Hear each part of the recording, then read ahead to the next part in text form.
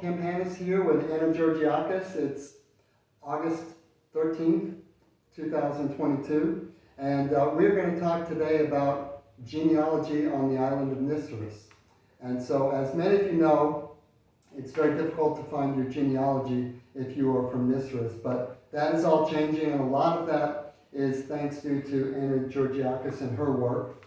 And just to bring you up to date, we did our last video together about 3 years ago, and a lot of progress is being made in this area. We have a group on Facebook now that has 62 members. We have 5 more than a couple days ago, because a lot of people are coming into town, into Nisros, for the Panagia, the celebration on August 15th. And so, and then the video that Anna and I did 3 years ago is at about 600 hits or views. So there are a lot of people really interested in this, and there's a lot of Nisrians all over the world that are trying to find their genealogy. Many of them come to Nisros to try to find out. And so I had a visit with the mayor 2 days ago to talk about how to put these records online. And so he is working on that, and I think we'll see a lot of progress in that area here pretty soon.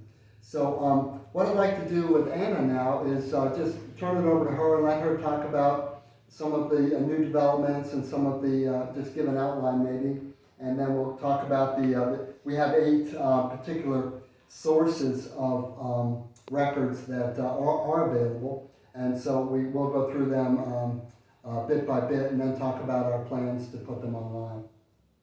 So what has changed in these 3 years is that I am now working with the VIMO to make the old documents digital and available online. So now we have talked with the VIMOs, and they are happy to make these documents available to anybody from all over the world.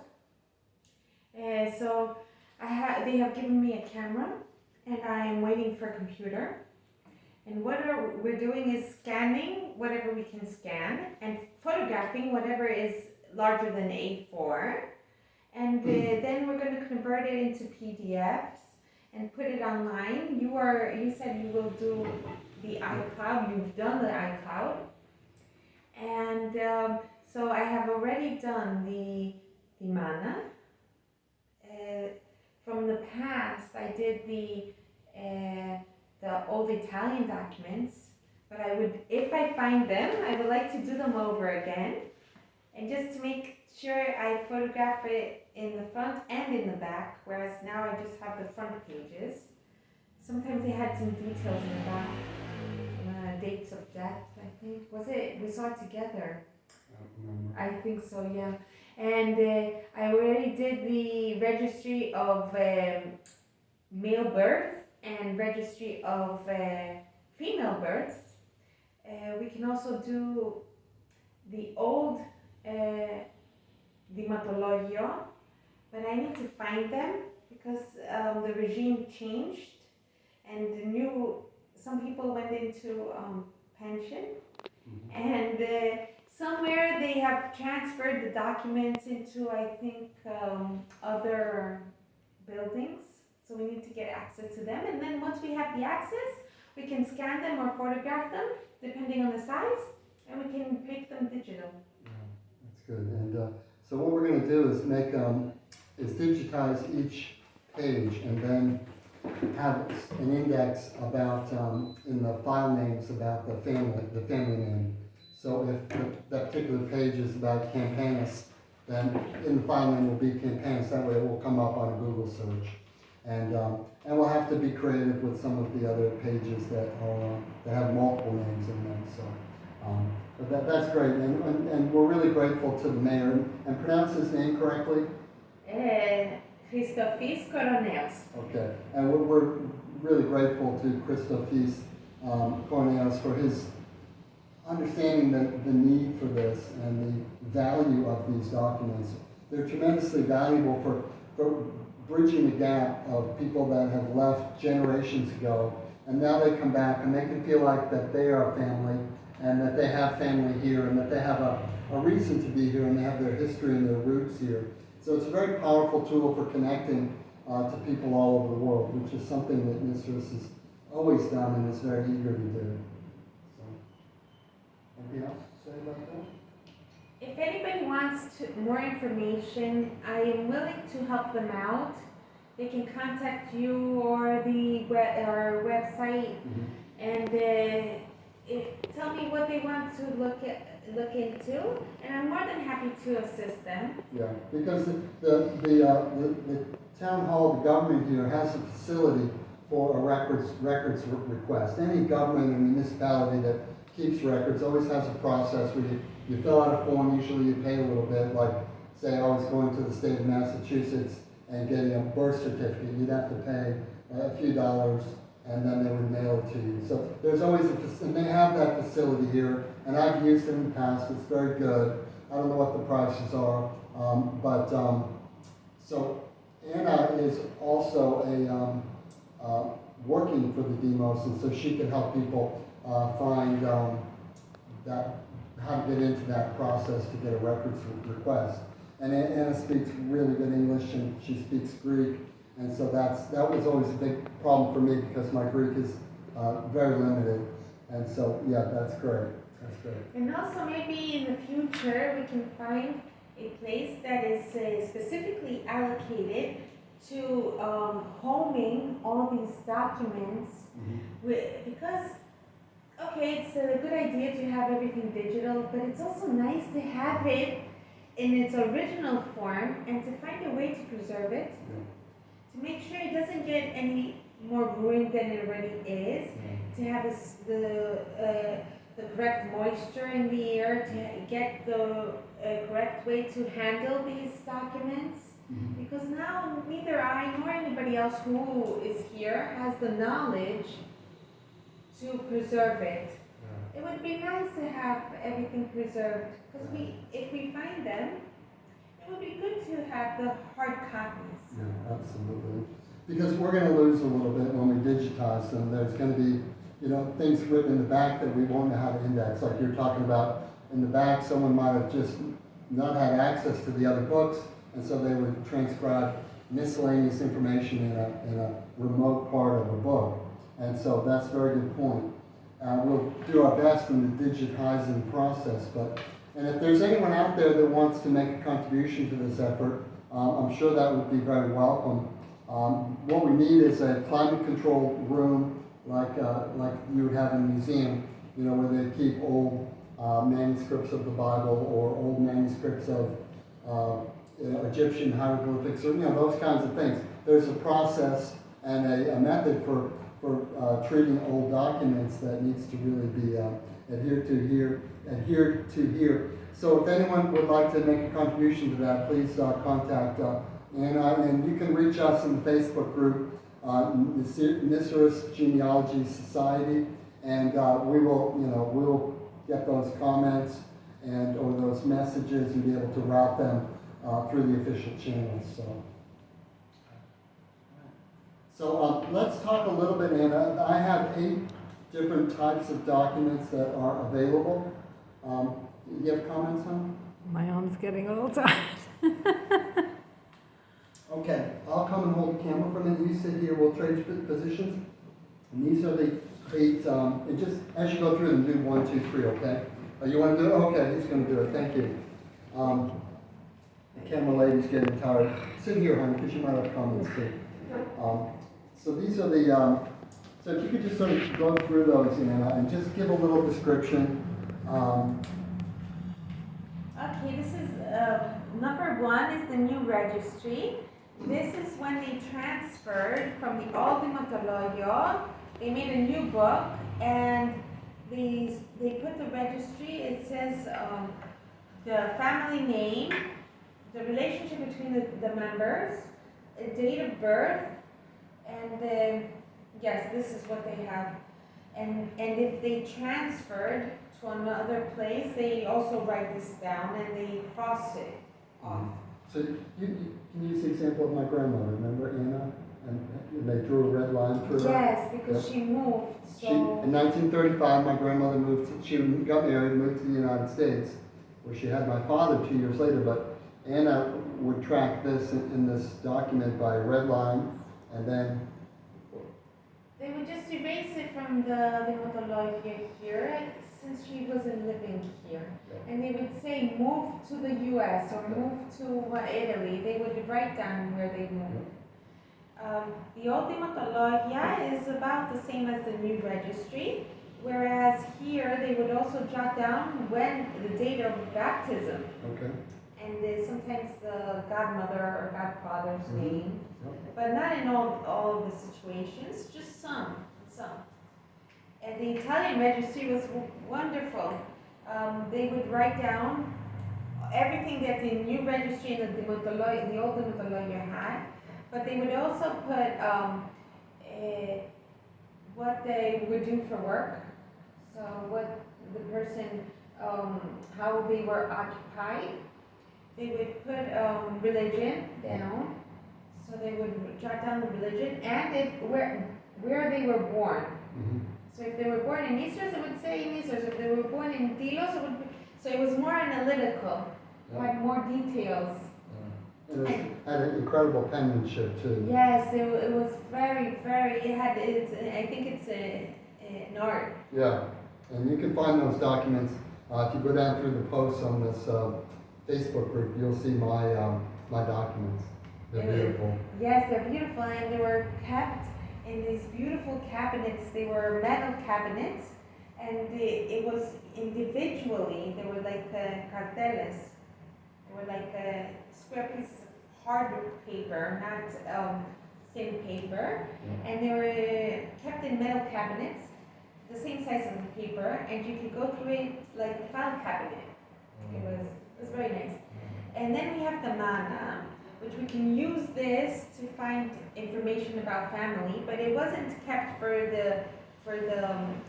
this reason. It was kept so people can have a registry of what land was owned by each family, and you could track the land when it was given to a daughter or if it was sold. They would jot it down, but this has stopped. This stopped in the 50s. So it hasn't been renewed since then. Now we have the Hematologia, the online, where everybody's trying to get it done. She's referring to the cadastre process, which we are going through right now. It's all online with the federal government, right? Yes, Yeah. yes. We got a delay till December 2022 to get it done now. Good, all right, good.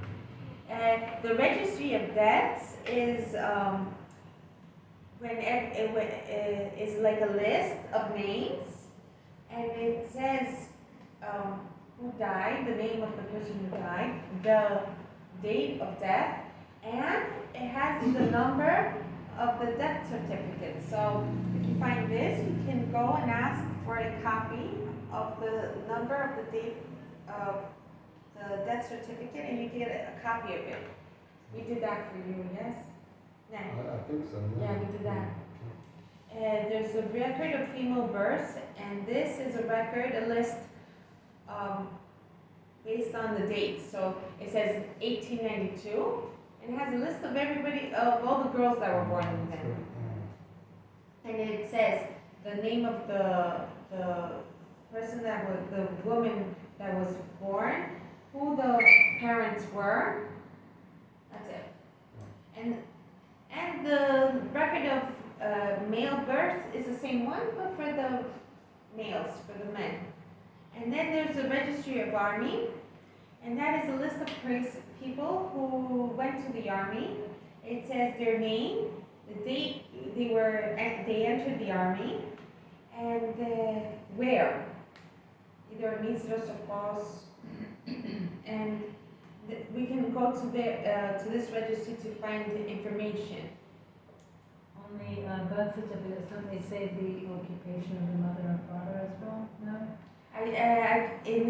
These are the lists of births. I don't know if you go to, if you get a number, you can ask from the Vimo to give you a copy. What is on a copy? I haven't seen it.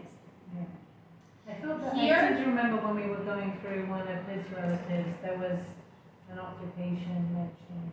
Maybe that's in the... I know for sure in the Italian registry, there's occupation for sure. But I'm not sure on the certificates of birth, what information is on it. I have to ask one, and I don't know if it changes depending on the date. So let's say in the 1950s, what was on a birth certificate, and what's on, in 2022, what's on a birth certificate? It's a good question. I have no idea. I have to check. Yeah, I don't know what information is entailed in each certificate, and if it depends on when it was written. Yeah. Well, thanks for going through those, Anna. So, the thing that's really important here is that everyone's family has a story, and that every family story can be remembered and told to future generations. There's a lot of history in this race, obviously. You know, when you look at the castle, when you look at these beautiful terraced gardens, you see just amazing construction. You know, these terraces are just incredible. And these families were really, really strong and really hardworking. And we want to remember our ancestors and the stories that they have and how they took a barren place like Nisros, a volcanic island, and they terraced it and they made these catchments for water, and so they could have water. There's no water here really, but they would catch the water in these streams. They'd corral the streams into a underground cistern, and they'd keep the water, and they'd take it out by the buckets, and they'd put it on the plants, and they terrace these hills. It's not like when you go to a flat field and try to plant a garden. It's incredibly hard. They had to do it on these hills, these very steep hills. Very rocky too. Very rocky, yes. But and usually without shoes. yeah, and they were probably barefoot also. And it's just amazing, really, what they did. And so we want these stories to be remembered. We want them to be told. A lot of families like mine are finding the fields, the Harafia, where their family ate from and had their animals and had their bees. A lot of them were beekeepers. And so we want to remember these, and we want to preserve these, and we want these documents to connect people all over the world to Nisros. And I think they will serve that purpose, but there's a lot of work to be done. These books have to be scanned from top to bottom. They have to be indexed, and that index has to be made searchable. So we're going to be working on that. And so we are getting a lot of comments from people. I'm getting direct messages from people, and I'm getting posts on the Facebook group that are just really encouraging. People are really excited about this because when I was growing up, I was told, my mother is British, and we got all the genealogy from my mother's family all the way back hundreds of years, and in some cases thousands of years. And it was really good, and it was mostly Scottish and English and Irish records, and they were available. But I was told that all the Greek documents from my father's family from Andraki were gone. They had been destroyed. They were burned, I was told. And but I'm finding out that that's not true. We've been able to go back and find my great-great-grandparents, and now with DNA, we're able to do so much more. So I've traced my family back to Naples, Italy, which was probably under Greek occupation by Alexander the Great. And so all these bridges and all these connections and all these stories are coming to the surface. And I want to thank all the people that have been encouraging and supportive. My encouragement for you would be to direct your encouragement and support to Anna Georgiakis and the mayor of Nisros, so that we can continue to have them spend the money to do this. Anna's being paid by the government here to archive these records, and rightfully so. But we need to be encouraging and supportive of that effort as we go forward. So, any questions? Any other things to say? Okay. It might be fun to, at some point, make some videos of people's stories. I'm thinking of Lucia Sebasti's grandmother, who lived to be 107, 108. I remember meeting her, and I just was so fascinated with her story. And so it might be fun to do individual stories with people that remember these things, because otherwise they just get lost. Yeah, and like you were saying, these stories are really important to remember, and for future generations. Yeah, we really need to do that and bring them into the digital age. It's very easy to do that. All you do is you sit your family down, your mother, your father, your grandmother, and you say, tell the story, and you have someone on a telephone filming it, and then you put it up on YouTube, and then you go to the Facebook Nisra's Genealogy Society group, join the group, and then post a link. And then everyone around the world will see that, and all the yayas and the papus will want to tell their stories. And it's a beautiful thing. A lot of people are doing a lot of work. There are a lot. You want to mention some of the other names of people? Do you remember? They're on other websites that are doing. There's a lot of people. Yeah. Well, I can't remember who they are, but there's a lot of people doing a lot of work.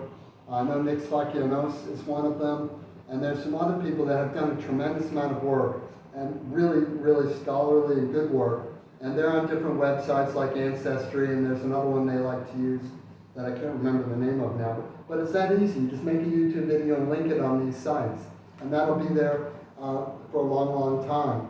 Hopefully forever, unless YouTube gets starts taking them down, which I doubt they will, but one never knows. But that's just a really good idea to tell the stories. And that's a great story, and one that we should do while we're here. But, so, okay, anything else, folks? Okay. Well, thank you for watching, and we'll wind it up here, and put your comments below. And thanks for being a part of the big family tree in Nisra's.